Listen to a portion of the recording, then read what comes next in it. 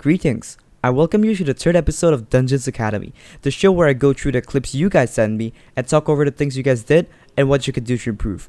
Our star for today is Luxury997. He's a Catacombs level 34 player with 15,000 secrets found. He runs a Mage Archer variant, which means that he uses a Hyperion for room clear and Bone Ranks for the boss fight. The first room that he enters is a 1x2 mob room with 3 exits. The room on the top left turns out to be King Midas, and he did a really good job with his explosive shot blowing up King Midas's crypt from range. If you did not know, you don't need to kill King Midas to get a checkmark. All you need to do is blow up his crypt. The only drop you get is the Midas Jewel, which isn't worth the extra time that you spend on King Midas. He also knows to clear rooms before doing secrets, which is something I've mentioned a lot in my past Dungeon Academy videos. The ore of the final TP pad he needs to get you is coal. I know that because every time you step on a TP pad, your screen realigns to the final TP pad. How TP pad works is that every time you step on a TP pad, your screen realigns to the correct TP pad. You need to first figure out which ore it is, then keep going diagonal until you get to the correct ore, and whichever TP pad you're looking at, that is the final pad. I would recommend getting a Shellman on his Black Cat. His explosive shot on the crypt was very well done. And I really liked how he moved his super boom into his hotbar as he was falling down. His movements are really smooth, though I need to say he should have left the secrets on this side of the map till the end, since it is closer to the exit. I'd also like to mention that instead of using his Flower of Truth, he should have just stick to his Hyperion to kill all 4 crypts. The Hyperion has a large AoE radius, and the radius is large enough to hit all 4 crypts if he stood in the middle. I'd say that his path for this room isn't the greatest, but it is obvious that he's trying to optimize his path by trying new things out. But good job on not waiting up on the super boom for the cracked wall. Instead of waiting around for your super boom to go off, do something else like what our hero did. And he should have placed the super boom on a cracked ground secret before going for the mini boss in this 2x2 room. He doesn't have to get the secret immediately, since he will have to leave the room from the same spot he entered anyways, so he should have used the super boom instead of his explosive shot. It would have saved him a couple of seconds. His path for this room is all over the place. He should have used the explosive shot on cracked wall instead of the cracked ground. He can and should further optimize his path for this room. What I mean by this is to find this room while doing a solo run and try to find a path that works and is fast. Once he fully optimizes this room, I'm sure he can save at least 4 to 7 seconds. His path for this room was initially good until he exited from the spot that he came in from. There are 2 entrances and 2 exit points for the 2 secrets in this room. He should have exited from the other area because it would have been faster. He could have saved a couple of seconds. Right here, he tried to use the explosive shot on the crypts and thankfully was on cooldown. If the ability went through, it would have been a waste. Instead, what he should have done is to place down a super boom in between both crypts so that both crypts will blow up and he would go for the secrets. His explosive shot should be safe for the cracked ground and shoot the 2 chests. He could then use his Hyperion to kill the crypts through the wall or pull the lever and kill them normally. He already had 4 crypts. He could easily get the 5th at any point in the run. There wasn't a point in using the explosive shot to get the final crypt. And even if he didn't get the final crypt, it wouldn't really matter since the final crypt is only worth 1 point. He can run calculations and skip only 5 secrets instead of 6 to get a perfect 300 or 301 score. And just reminding you guys, a 300 score is basically the same thing as a 307 or 317. You don't need to grab all secrets and or crypts. With that in mind, he should have skipped this secret, this pressure plate secret.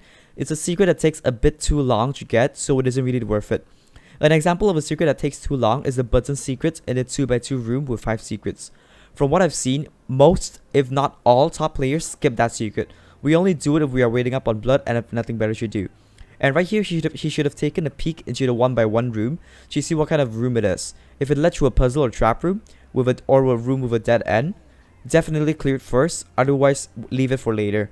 He shouldn't also be doing secrets in this 1x2 room because he already cleared a large portion of the map. At this point, he should have prioritized blood rushing since he doesn't want to wait up on blood with everything else fully cleared. During a solo run, you want to find the best time to open blood. This differs from person to person. For me, it is around 2 minutes and 30 seconds to 3 minutes time elapsed because if I get a good map and I play my cards well, I can get a 5-minute boss entry. You want the blood to finish spawning by the time you clear the entire map. As a rule of thumb, have blood open to 2 to 3 minutes before your boss entry time. If you do not have a time where you can consistently enter boss at, try to get it open ASAP or later depending on how well you think you can perform in a solo run. Also for this specific puzzle, if you're doing it solo, you can just run from one pressure plate to another to start bomb defuse on your own without the use of decoys or another person. You just need to have a good enough speed. You should also keep your stonk in your inventory. I'd recommend swapping out the stonk with the plasma flux. You can cheese a lot of secrets and puzzles with the use of a stonk pickaxe, and it is a really cheap item, so I would recommend keeping one in your hotbar. Otherwise, keep it in your inventory to be able to swap out at any time you need. If you're a mage archer with a full hotbar, I would recommend swapping out one of your bone ranks with a stonk, since you will only be using the Hyperion for room clear. You can also keep one bone to open chests to prevent the GUI from opening. If you don't have a bone rank, you can also shift right click the chest, but I find swapping to my bone rank should be much faster. And under normal circumstances, I would praise him for clearing out the secrets in this room before moving on to the next room, because it led to a dead end. However, this time it is different. Based off of the few minutes I've been watching him, he's a fairly skilled player with extensive knowledge. He can definitely get a faster boss entry, and with the time ticking down, he should have made opening Bloodtor one of his priorities instead of the secrets in this room. But let's forget about that and let's talk about his pathing. I'd say he took a good path, since he started getting secrets on the far end of the map. I will assume that he wanted to finish the last secret closest to where he needs to be. He did a really good job and is flexible to switch out his normal path for a path that is faster. For those of you that don't understand, let's say that Fairy Room was at the far end of the room where he started doing his secrets. He would have switched his path for the long room completely and went from the other way back, so that when he gets the final secret, the door will be right next to him instead of the other side of the room. Be flexible enough to switch your path to better fit different situations. Having good pathing is one thing. Being flexible enough to have an arsenal of paths that you can take to do the same thing without wasting too much time but ending at a different location is another.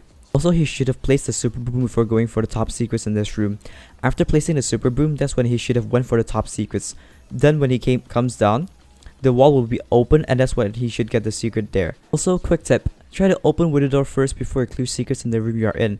But it doesn't apply to every situation, such as the room that he is currently in. The advantages to opening the window door before clearing secrets in the room that you are currently in is that you can speculate what kind of room it might be and what you should do as you are clearing the secrets in the room before.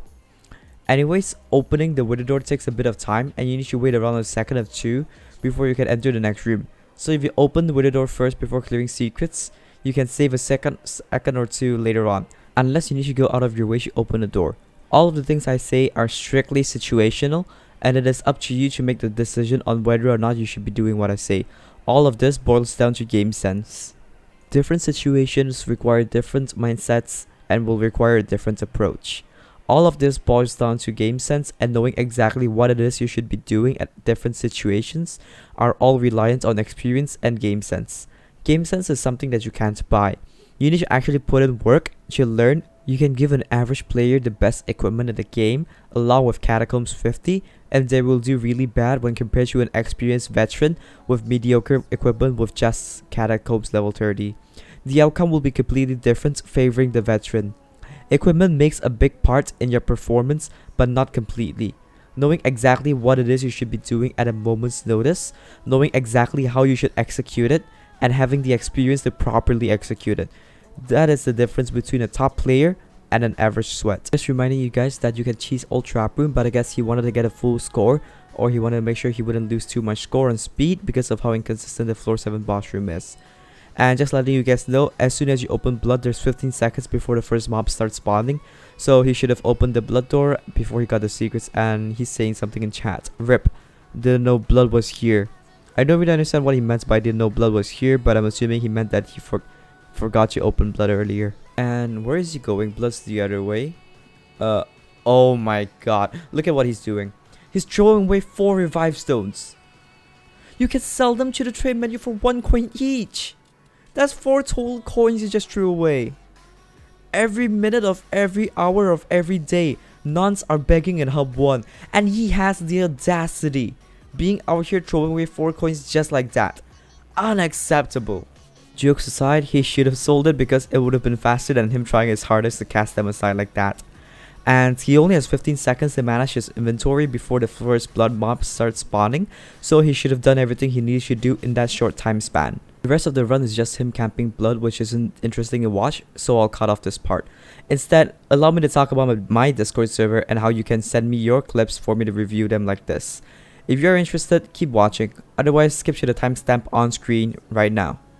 This is my Discord server that I made for my community. You may join through the link in the description box down below.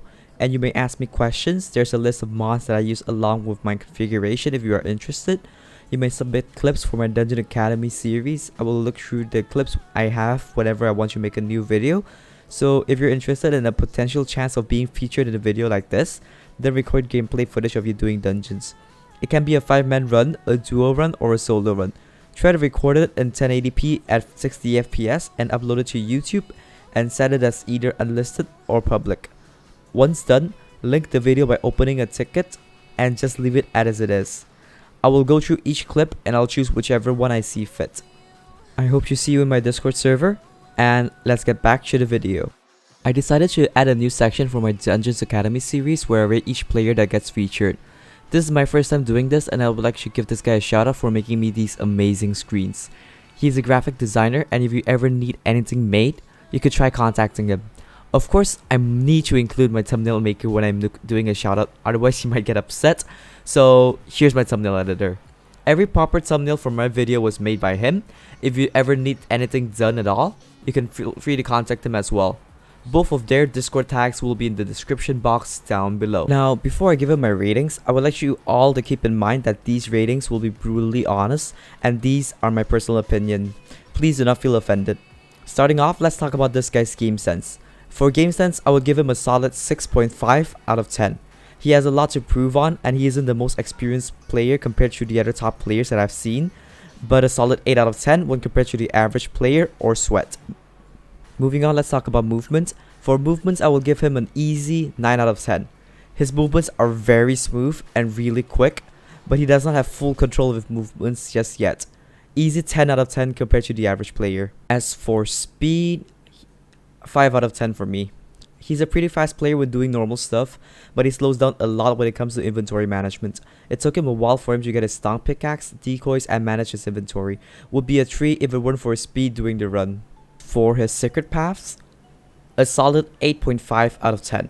He has a really good path for most secrets. I can tell that he knows all secrets, but his paths still need further optimization.